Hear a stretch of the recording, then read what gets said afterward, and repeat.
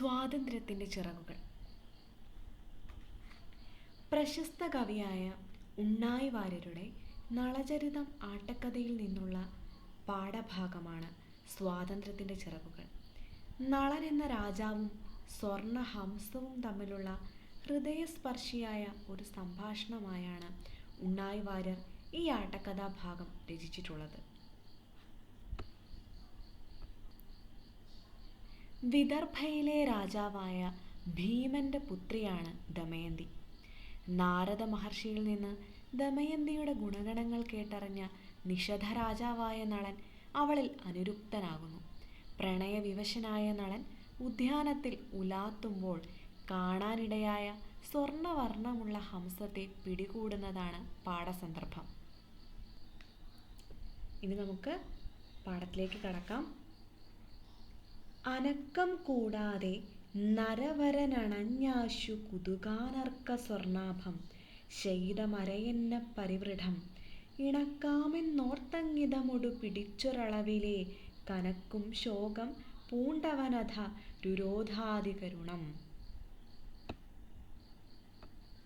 അതായത് അനക്കം കൂടാതെ, ശബ്ദമുണ്ടാക്കാതെ, നരവരനണഞ്ഞാശു, അതായത് മനുഷ്യശ്രേഷ്ഠനായിട്ടുള്ള നരവരൻ അടുത്തേക്ക് ചെന്നു. കുതുകാനർക്ക സ്വർണാഭം, അതായത് വളരെ താല്പര്യത്തോടു കൂടി എന്താണ് അനർഘം അമൂല്യമായിട്ടുള്ള ആ സ്വർണശോഭയുള്ള അരയന്നത്തിൻ്റെ അടുത്തേക്ക് ആര് ചെന്നു? മനുഷ്യശ്രേഷ്ഠനായിട്ടുള്ള നളൻ ചെന്നു. ശൈതമരയെന്ന പരിവൃഢം, അതായത് ശ്രേഷ്ഠമായിട്ടുള്ള അരയന്നത്തിൻ്റെ അടുത്തേക്ക് ഇണക്കാമെന്നോർത്തങ്ങിതമൊടു പിടിച്ചൊരളവിലെ, എന്താണ് നളൻ്റെ മനസ്സിൽ നളൻ വിചാരിക്കുകയാണ് എന്ത്?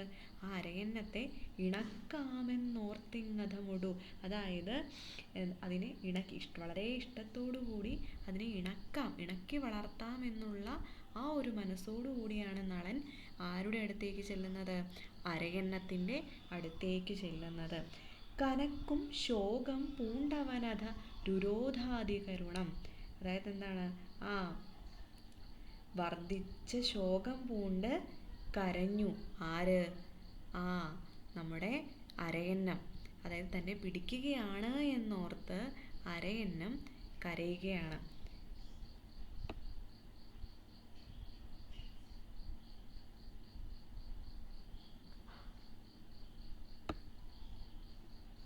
ആദ്യ ഭാഗത്ത് തൻ്റെ ഉദ്യാനത്തിൽ വെച്ച് അവിചാരിതമായി കണ്ടൊരു സ്വർണഹംസത്തെ നളൻ പിടികൂടുന്നു. പിടിയിലായ ഹംസം തനിക്ക് നേരിടേണ്ടി വന്ന ദുരവസ്ഥയിൽ വികാരാധീനനായി കരയുന്നതാണ് നാം ആദ്യ ഭാഗത്ത് കാണുന്നത്. അടുത്ത വരികൾ നോക്കാം. ശിവ ശിവ എന്തു ചെയ്വൂ ഞാൻ, എന്നെ ചതിച്ചു കൊല്ലുന്നതിതു രാജേന്ദ്രൻ. അതായത് അരയന്നം ആ ഒരു സന്ദർഭത്തിൽ അരയന്നം വികാരാധീനനായി കരയുന്നതാണ് നമ്മളിവിടെ കാണുന്നത്. ശിവ ശിവ എന്ത് ചെയ്വൂ ഞാൻ എന്ത് ചെയ്തിട്ടാണ് ഈ രാജാക്കന്മാരിൽ ശ്രേഷ്ഠനായിട്ടുള്ള നളൻ എന്നെ കൊല്ലാനായി ഒരുങ്ങുന്നത്? അടുത്ത ഭാഗം. വിവശം നിരവലംബം മമ കുടുംബവുമിനി, അതായത് പരവശനായ അല്ലെങ്കിൽ ഒരു തന്നെ രാജാവ് വധിക്കാനായി പോവുകയാണെന്ന് വിചാരിക്കുന്ന ഹംസം പറയുന്ന വാക്കുകളാണത്. അതായത് വിവശം നിരവലംബം മമ കുടുംബവുമിനി, അതായത് ഇനി ഒരാശ്രയവുമില്ലാതെ മമ, അതായത് എൻ്റെ കുടുംബം ഇനി ജനകൻ മരിച്ചുപോയി തനയൻ ഞാൻ ഒരുത്തനൻ ജനനി തൻ്റെ ദശയിങ്ങനെ, അതായത് എൻ്റെ കുടുംബത്തിൽ എൻ്റെ ജനകൻ മരിച്ചുപോയി എന്ന് പറഞ്ഞാൽ എന്താണ്? അച്ഛൻ മരിച്ചുപോയി. തനയൻ ഞാൻ ഒരുത്തനൻ ജനനി തൻ്റെ ദശയിങ്ങനെ, അതായത് എൻ്റെ അമ്മ അല്ലെ, ജനനി എന്ന് പറഞ്ഞാൽ മാതാവ്, എൻ്റെ മാതാവിൻ്റെ മകനായി, അതായത് ഒരേ ഒരു മകനാണ് ഞാൻ. അഭിജ മമ ദയിത കളിയല്ല നദി ചിരസുധാ പ്രാണൻ കളയു മതി വിധുര എന്നാൽ കുലമിതകിലവും അറുതി വന്നിതു. അതായത് എന്താണ്? അപിജ, അതായത് അതുമാത്രമല്ല മമ എൻ്റെ, ദയിത എന്ന് പറഞ്ഞാൽ എന്താണ്? പത്നി. എന്താണ്? കളിയല്ല നദി ചിരസുധ എന്ന് പറഞ്ഞാൽ എൻ്റെ പത്നിയായിട്ടുള്ളവൾ പ്രസവിച്ചിട്ട് അധികം ആയിട്ടില്ല. അപ്പോൾ എന്നെ കൊന്നു, അതായത് രാജാവ് എന്നെ കൊന്നു എന്നറിഞ്ഞു കഴിഞ്ഞാൽ അവളും എന്ത് ചെയ്യും? അവളും അവളുടെ പ്രാണൻ കളയും. പിന്നീട് എൻ്റെ കുലം എന്താവും? എൻ്റെ കുലം തന്നെ അവിടെ അവസാനിക്കും. ചെറുതും പിഴ ചെയ്യാത്തൊരെന്നെ കൊന്നാൽ ബഹുദുരിതവുമുണ്ടു തവ ഭൂപതേ. അതായത് എന്താണ്? ഒരു തെറ്റും ചെയ്യാത്ത എന്നെ, ഈ രാജാക്കന്മാരിൽ ശ്രേഷ്ഠനായിട്ടുള്ള അങ്ങ് വധിക്കുകയാണെങ്കിൽ എന്ത് സംഭവിക്കും? അവിടുത്തെ ജീവിതത്തിൽ എന്തുണ്ടാവും? ദുരിതങ്ങൾ ഉണ്ടാവും. മനസ്സി രുചിജനകം എൻ്റെ ചിറകുമണികനകം ഇതുകൊണ്ടാകാ നീ ധനികൻ അയ്യോ ഗുണവും അനവധി ദോഷമായതു. അതായത് എന്താണ്? അതായത് എന്തുകൊണ്ടായിരിക്കാം രാജാവ് എന്നിൽ ആകൃഷ്ടനായിട്ടുള്ളത്? എൻ്റെ സ്വർണ്ണ ചിറകുകൾ കണ്ടിട്ടായിരിക്കാം അല്ലേ? അപ്പോൾ എൻ്റെ ഈ സ്വർണ്ണ ചിറകുകൾ അവിടുന്ന് എടുത്താൽ പോലും അവിടുത്തെ ഇത്രയും വലിയ ഒരു രാജ്യം ഭരിക്കുന്ന അങ്ങേക്ക് ഈ സ്വർണം കൊണ്ട് എന്തെങ്കിലും ഒരു ഉപകാരമാകുമോ? ഇല്ല, ഒരു ഉപകാരവും ഒരു ഗുണവും അവിടത്തേക്ക് ഉണ്ടാവുകയില്ല. അത്രയും ഭാഗത്തെ അർത്ഥം നമുക്കൊന്നും കൂടി നോക്കാം. താനില്ലെങ്കിൽ പ്രായാധിക്യമുള്ള തൻ്റെ അമ്മ പട്ടിണ കിടന്നു മരിക്കുമെന്നും തൻ്റെ വിയോഗം അമ്മയ്ക്ക് താങ്ങാനാവില്ലെന്നും ആര് പറയുന്നു? ഹംസം പറയുന്നു. പ്രസവിച്ചു കിടക്കുന്ന തൻ്റെ പ്രിയപ്പെട്ട പത്നി അതീവ ദുഃഖിതയായി പ്രാണൻ കളയുമെന്നും ഹംസൻ നളനെ അറിയിക്കുന്നു. അപ്പോൾ തൻ്റെ പത്നി എന്താണ്? പ്രാണൻ കളയുമെന്നും ഹംസമാരെ അറിയിക്കുന്നു? നളനെ അറിയിക്കുന്നു. തന്നെ കൊന്നതുകൊണ്ട് രാജാവായ നളന് എന്ത് നേട്ടമാണ് ലഭിക്കുന്നതെന്ന് ഹംസം ചോദിക്കുന്നു. ഹംസത്തിൻ്റെ മാംസം അല്ലേ, നമുക്കറിയാം ഹംസത്തിൻ്റെ മാംസം രാജാവിന് ഭക്ഷണമായി ഉപയോഗിക്കാൻ കഴിയില്ല.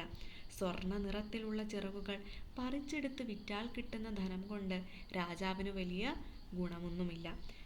നിസ്സഹായനായ ഒരു ജീവിയെ കൊല്ലുന്നത് രാജാവിന് പാപം മാത്രമേ വരുത്തി വയ്ക്കൂ എന്നും ഹംസം ഇവിടെ ഓർമ്മിപ്പിക്കുന്നു. ഇതിന് മറുപടിയായി നളൻ പറയുകയാണ്: അറിക ഹംസമേ അരുതു പരിദേവിതം വിരസഭാവമില്ല നിന്നിൽമേൻ ദേഹമനുപമിതം കാൺമാൻ മോഹഭരമുദിതം നിങ്കൽ സ്നേഹമേ വിഹിതം നമയ ദ്രോഹമിതു പൊഴുതമര ഗഘവര ഗുണനിധേ ഖേദമരുതുതേ പറന്നിച്ഛയ്ക്കൊത്ത വഴി ഗച്ഛ നീ. എന്താണ്? അപ്പം നളൻ ഹംസത്തോട് പറയുകയാണ്: ഹംസമേ, നീ അറിയുക, നിനക്ക് അരുത് പരിദേവിതം, അതായത് നിനക്ക് വിലാപം വേണ്ട. വിരസഭാവമില്ല നിന്നിൽമേ, അതായത് എനിക്ക് നിന്നോട് യാതൊരു വിധത്തിലുള്ള ഇഷ്ടക്കേടുകളുമില്ല. എനിക്ക് നിന്നെ വധിക്കണമെന്നുള്ള യാതൊരു വിധത്തിലുള്ള ആഗ്രഹവുമില്ല. പിന്നെ എന്താണുള്ളത്? ദേഹമനുപമിതം കാൺമാൻ മോഹഭരമുദിതം നിങ്കൽ, അതായത് നിന്റെ എന്താണ് സാമ്യപ്പെടുത്താൻ കഴിയാത്തതായിട്ടുള്ള അതിമനോഹരമായിട്ടുള്ള നിന്നെ കണ്ടു കഴിഞ്ഞപ്പോൾ എനിക്ക് എന്താണ്? എൻ്റെ മനസ്സിൽ എന്താണ് അതിയായിട്ടുള്ള ഒരു മോഹമുണ്ടായി. എന്ത്? സ്നേഹമേ വിഹിതം ന മയ, അതായത് എന്താണ്? സ്നേഹത്താൽ, അതായത് എനിക്ക് നിന്നെ സ്വന്തമാക്കണമെന്നുള്ള ആ ഒരു സ്നേഹത്തിൻ്റെ പുറത്ത് മാത്രമാണ് എന്ത്?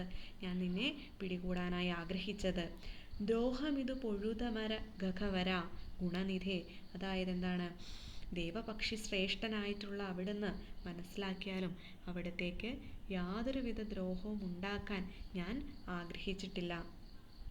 ഖേദമരുതുതേ പറന്നിച്ഛയ്ക്കൊത്ത വഴി ഗച്ഛ നീ, അതായത് നിനക്ക് യാതൊരു വിധത്തിലും ദുഃഖങ്ങൾ ഉണ്ടാവേണ്ട കാര്യമില്ല. നിന്റെ ഇച്ഛയ്ക്കൊത്ത വഴി പൊയ്ക്കൊള്ളുക. അപ്പം അത്രയും ഭാഗത്തിൻ്റെ അർത്ഥം നമുക്കൊന്നും കൂടി ഒന്ന് നോക്കാം. ഹംസത്തിൻ്റെ ദയനീയമായ വിലാപം കേട്ട് നളൻ്റെ മനസ്സലിയുന്നു. നളൻ ഹംസത്തെ ഉപദ്രവിക്കാൻ ഉദ്ദേശിച്ചിരുന്നില്ല.